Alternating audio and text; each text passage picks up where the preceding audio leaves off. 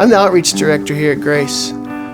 So we work with the groups that are heading our overseas missions, as well as working with our local missions. Most of my adulthood has been involved with the military or engineering or something to do with the prison system. So it's been very regimented, very set in what you do and how that works.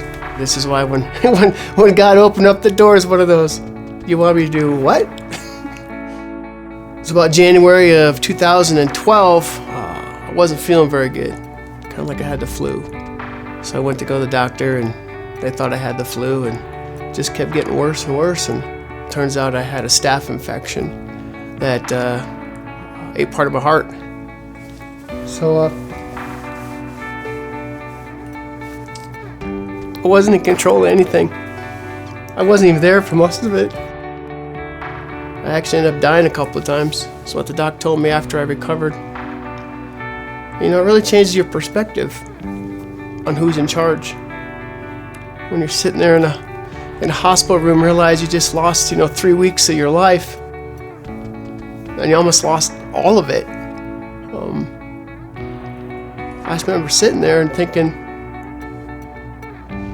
I'm so not in charge. I'm so not the one that's running anything. I just remember asking God, I said, it would have been so easy just to let me come home. And you said no. So there's got to be something else, but I really don't know what that is. So I told him, I said, you're in charge. I said, whatever that is, I'll do it. I remember getting a phone call from Scott Leggett. He said, hey, you've been on my mind. God keeps putting you on my mind. I have this opportunity, and here's something I think that God wants you to take a look at. So we met, and I talked about with Scott and with Susan about what was available, which was the outreach ministry availability for an interim position. And I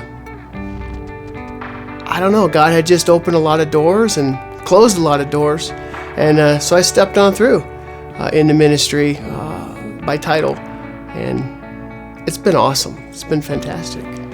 The doctor repaired a part of my heart, and it's just God gave me a new part of my other heart, my real heart.